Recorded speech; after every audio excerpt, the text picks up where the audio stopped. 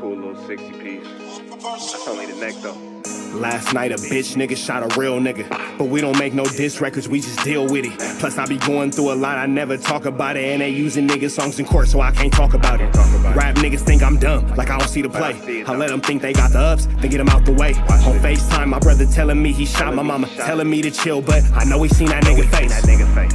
But that's enough about that part. Talking about respect, well it's a must about that part. Playing with my money, well then it's up about that part. Cause when it's time to play ball, don't give a fuck about that part.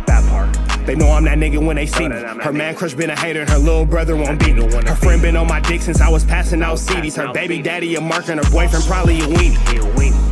3,300 on my book bag. Left some niggas in the past, but I don't look back. Shit kinda different, I ain't the man that I was. I seen death in too many forms and I ain't never really shook that. Don't let him rock you to sleep, true colors better believe him. I know that God got me, but I be riding with my reaper.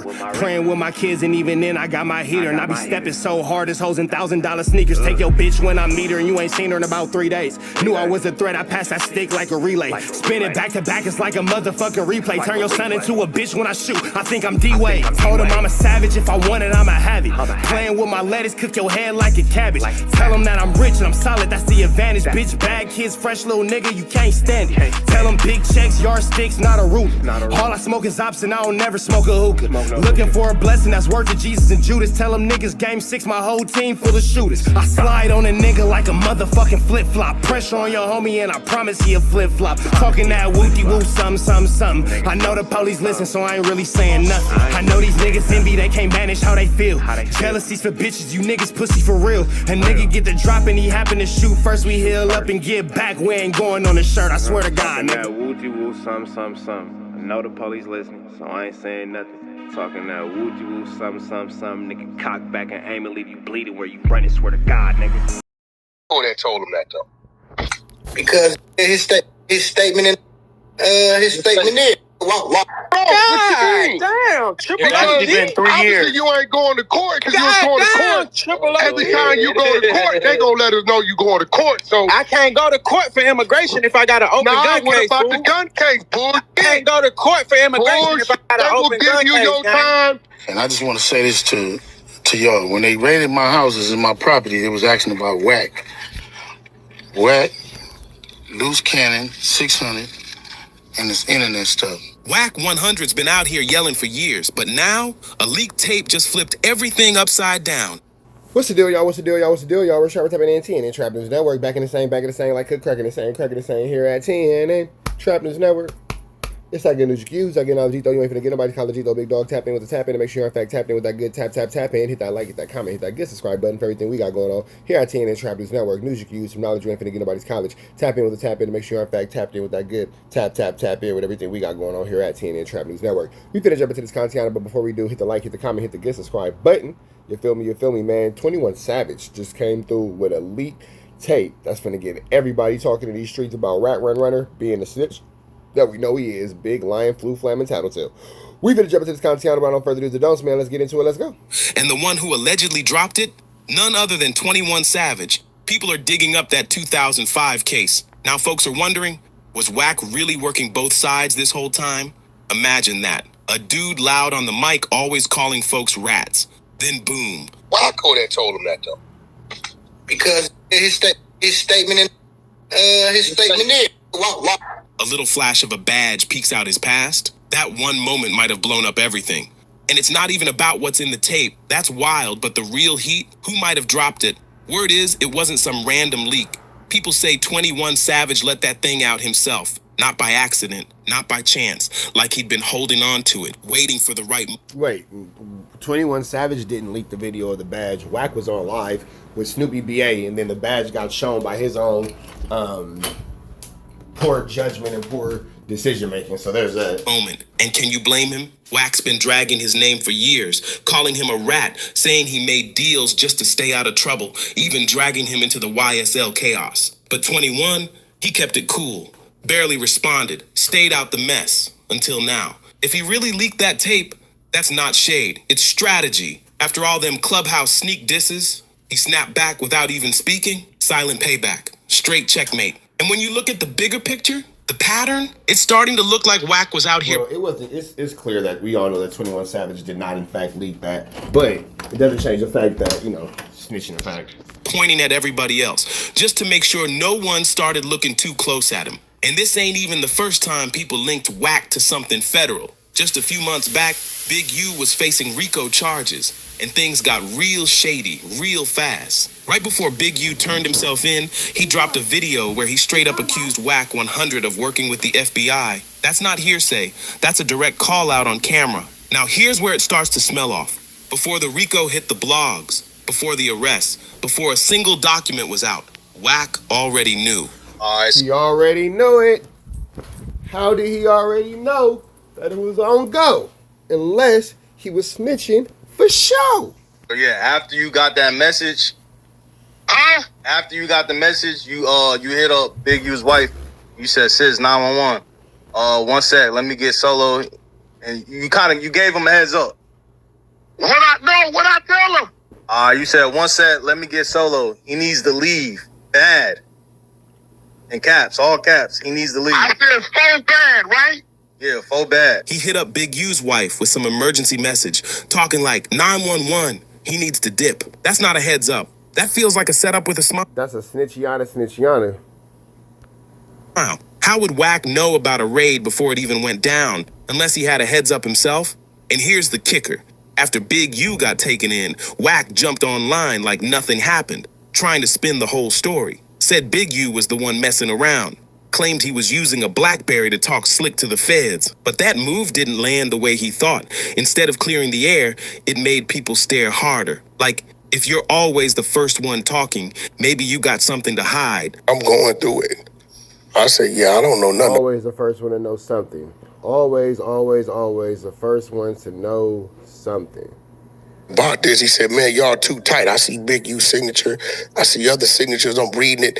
And what shook me was the police issued device to communicate with law enforcement in form of a BlackBerry. Like, seriously, how is Wack always the first to know everything, but somehow never caught up in anything? How you always in the room, but never... How you chasing Future through a federal airport and you're not getting locked up for that? Get touched. That call to Big U's wife didn't feel like help. It felt like someone trying to play both sides of the game. Warn the man you just helped set up? That's not loyalty, that's strategy.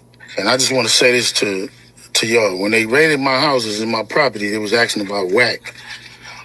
Wack, loose cannon, 600, and this internet stuff. People started looking at Wack real different after that. Like maybe he ain't the street enforcer he claims to be. Maybe he's been blending in, watching from the sidelines while pulling strings behind the scenes. But to really understand this mess, you gotta rewind the clock. All the way back to 2005. That year, Wack and his brother got pulled over in Texas. At first, nothing major, just a regular traffic stop for speeding. They told the cops they were headed to a funeral in Oklahoma. Cool. But then things got interesting. When asked to search the vehicle, Wack said no, and that's when the K9 unit came in. What the dog found, a whole stash. And here's where it gets real. Both Wack and his brother were already convicted felons. That should have meant automatic federal time. No questions asked. That's the kind of bust that ends dreams before they even take off. Come on now. Speak on it. Speak on it. But somehow, Wack posted bail and was right back in LA like it was just another Tuesday. No court headlines, no long sentence, just silence. And folks been wondering ever since, how he walk away from that. Then 2 years go by, quiet. No court dates, no news, nothing. Until out of nowhere, the whole case just vanishes. Dismissed. And not because of a lack of evidence or some technical loophole. Nah, the paperwork said it was dropped in the interest of justice. Like, now hold up. If you know anything about how the system moves, especially when it comes to felons caught with loaded weapons, that phrase don't just pop up for no reason. That's not kindness. That's not luck. That's a clue. That kind of language usually means someone gave the system something back. Wack tried to rewrite the story years later, claimed the search was illegal, said that's why it all got tossed. But that story didn't match the receipts. The court records were out there. No mention of bad procedure. No suppression motion, just dismissed. Clean, quiet. No in the interest of justice. That's it. Explanation. And here's where things get real eerie. The timing. Just a few years after that case disappeared, his old boss at D-Row, Shook Knight, started feeling the heat. According to the Hollywood Reporter, Shook got named in a gang injunction. Feds were closing in.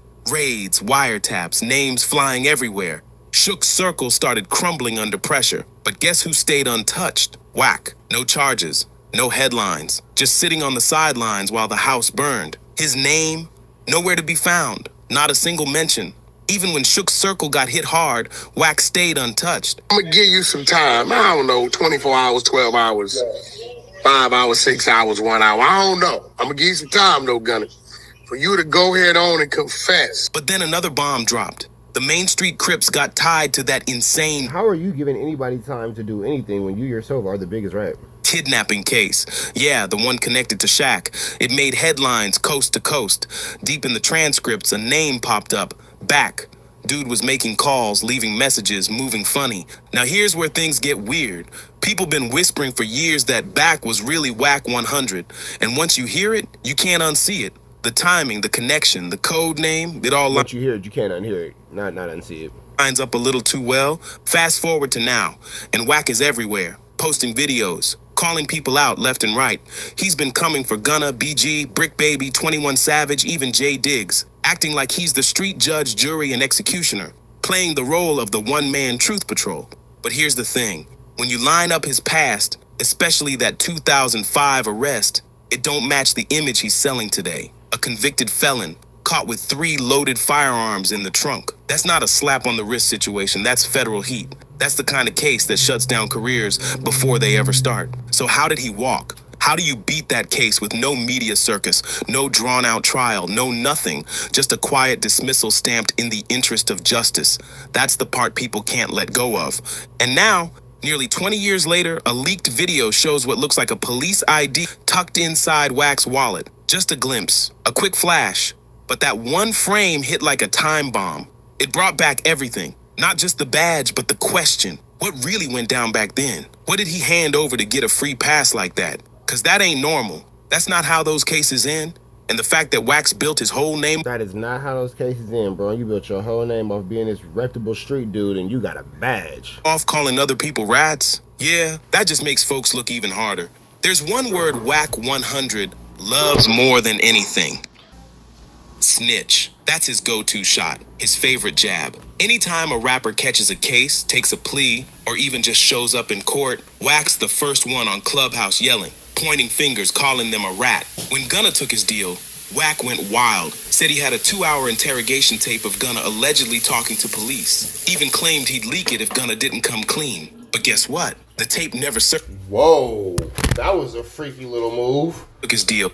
What was that about? Wack went wild, said he had a 2-hour interrogation tape of Gunna allegedly talking to police. Even claimed he'd leak it if Gunna didn't come clean. But guess what?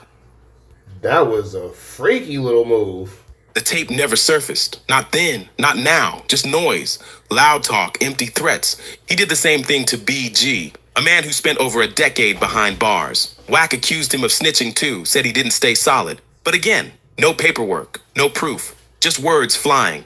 And BG's own cellmate even came forward, put his name on it, and said BG never folded, said he kept it 100 all the way through. But Wack didn't care. He kept pushing the narrative, kept running with it. No documents, no receipts, just vibes and volume.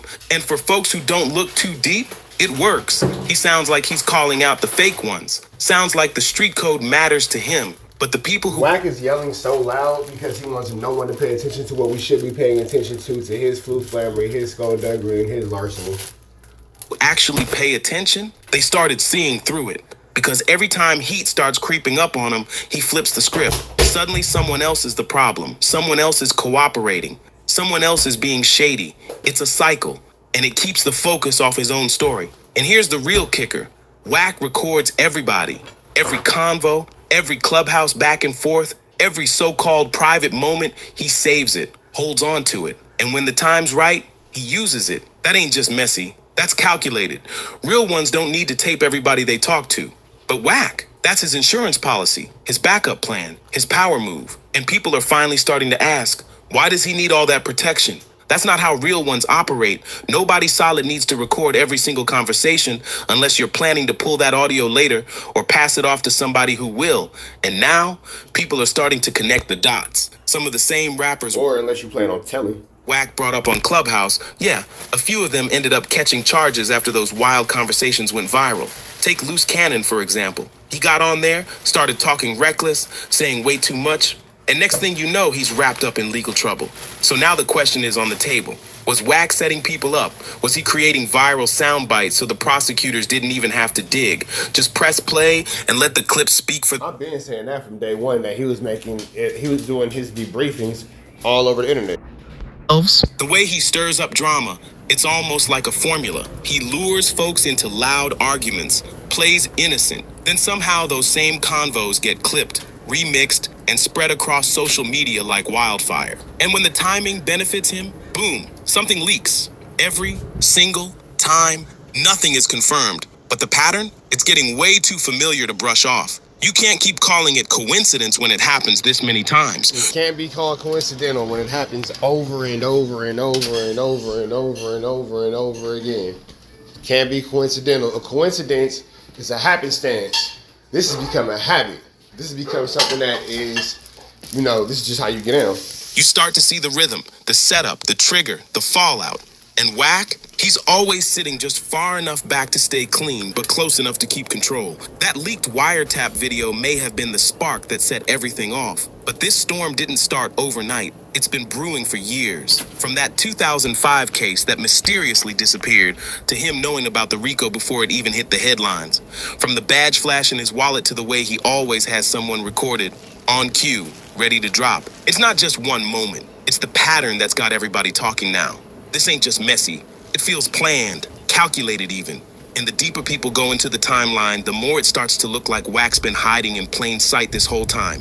Think about it. He's been pointing fingers at everybody, screaming snitch at rappers left and right, dragging names through the dirt. But if they were really out here cooperating the way he claims, there'd be paperwork, something to show. But most of the time, there's nothing. There's nothing outside of his own flu, flammery, skullduggery, or larceny. Meanwhile, look who keeps showing up right in the middle of every suspicious situation. Wack. When charges get dropped, he's there. When someone gets exposed on tape, he's in the mix. When the feds already seem to know too much, somehow, he's always been around just before it all happens. And that's what makes this moment feel... Somehow he always has the know-how, or the 1-2 step like sheriff, everything that's going on. Different. It's... Y'all gonna clean the bathroom? Yeah, I'm gonna clean it. Alright, cool. Just making sure. My bad, y'all. I'm walking around the house doing my 1-2 step with the kids. I interrupted them in the middle of cleaning the bathroom. I apologize. My fault. Sorry, I didn't know you was cleaning up. My bad. Not even about proving whether or not WACK100 is working with law. My bad, bro. I didn't know you was cleaning up. My fault. Go back and finish doing your chores. My bad. My fault. You right. I shouldn't have interrupted you. My bad. Go ahead. Enforcement. It's deeper than that. It's about asking the real question. What does it mean if he is? What does that say about the stories we believed all this time? About the ones we've propped up, shared, and boosted on our timelines? What does it say about the platforms we hand over to people without really checking what's behind their image? Online, folks joke about it. Throw memes, make it a punchline. But at the core, this ain't a joke. Because if someone really is playing both sides, building clout off other people's downfall while staying protected, that should matter. And now, it's not only building clout, building a whole career in cases and all that. Just about whether Wack's lying. It's about whether we've been buying it the whole time. See, the crazy part is, this ain't even about Wack getting exposed on one leak or some wiretap. It's about a pattern that's been playing out in front of everybody for years. And folks are just now starting to really pay attention. Because WACK100 ain't some rookie who stumbled into the spotlight. He's been close to power, close to chaos. Always in the room, but somehow never touched. He talks like a street vet, but moves like someone playing chess 3 steps ahead. And the more receipts you line up, the more it feels like every move had a reason. Clubhouse? I never feel like Wack's playing chess, though. I always feel like that's people giving him way too much credit. Oh, he's playing chess. That nigga's playing rock, paper, scissors. He's the smartest kid in slow class. The people that he's engaging with aren't the highest level of educated individuals, bro. So, like, if I get into a foot race with a bunch of amputees with one leg, does that make me the fastest person? Or, whatever. It wasn't just for venting. It became his stage. A place to bait people into saying too much, to gather sound bites, spread rumors, and twist narratives. And while folks were arguing and defending themselves, Wack stayed calm, watching, recording, controlling the room like a producer behind the curtain. And even when he's caught slipping, nothing ever sticks. That 2005 case? Gone. The RICO tip-off? Quiet. That badge in his wallet? Still no answers. And yet, he's the first one to throw stones. Always with just enough noise to distract from the silence around his own history. But here's what's really bothering people now. It's not just about Wack anymore. It's about how many others move just like him. How many names, how many stories, how many careers were shifted or shut down because somebody played puppet master behind the scenes. If this is really how some folks get power in the industry, by recording convos, dodging heat, feeding stories to the right people at the right time, then what does that say about everything else? How much of what we think we know is even real? Wack might not be the only one doing this, but right now, No, I'm sure he's not the only one doing it, but I'm sure he's the loudest one doing it for sure. he's the loudest, and that makes him the one everybody's watching. What's wild is how quiet the industry stays when it comes to Wack. For a man who talks as loud and reckless as he does, you'd expect more people to call him out. But nah, most just look the other way. Some even still do business with him. And that silence, that tells its own story. Because if anyone else had half the rumors Wack's carrying, they'd be blackballed quick. But somehow he moves like he's untouchable. Makes you wonder, who's protecting him? Or better yet, what's he holding over people's heads? People close to him don't speak on it. Rappers he's dragged through the mud barely respond. Industry insiders, they stay distant but quiet. That's not normal. That's not fear of a loudmouth. That's fear of somebody who knows too much. And maybe that's been the game all along. Wack ain't just some manager or media personality. He's a gatekeeper. I think that he has a lot of dirt on a lot of different people, and a lot of people are afraid. Hey, stop. Little boy, go sit down. A lot of people are afraid of what he has going on. A lot of people are afraid of what he knows. A lot of people are afraid of what dirt he has on them and all that, because who knows what freaky Diddy parties Wack was a part of and all that kind of stuff. Who knows what Flu Flammery Skullduggery he was a part of and dealing with these rappers and all that kind of stuff. So again, too, it all just kind of comes down to the effect of and to the fact of who knows what and when what knows what. Because when it comes to WACK100, Officer Cash Jones, you better believe there's a lot of things on that thumbnail that he don't want y'all to see. That thumb drive, excuse me. He know I know about the thumb drive though. But it's a lot of things on there he don't want y'all to know about. Keeper in disguise. 1 minute he's putting someone on blast, the next he's cutting backroom deals. And the whole time, he's holding onto receipts, audio clips, phone records, conversations nobody else remembers, but he's got them saved. So now when things leak, when names get dropped, when court docs start matching what was once just internet chatter, it starts making sense. Maybe the reason he talks so confidently is because he knows what cards he's got in his pocket. And let's be real, if even half of what's being whispered is true, this ain't just about Wack's story. It's about the whole game, the whole blueprint of how power moves in silence while chaos gets used as a smokescreen. Wack might just be the loudest, quiet operator the culture's ever seen. And if folks keep digging, that spotlight he loves so much might be the same thing that finally burns the whole story wide open. And here's the part that really messes with people's heads. If Wack's been moving like this for years, what else has he helped shape behind the scenes? Because think about it. Who else has he helped take down in these hip-hop streets?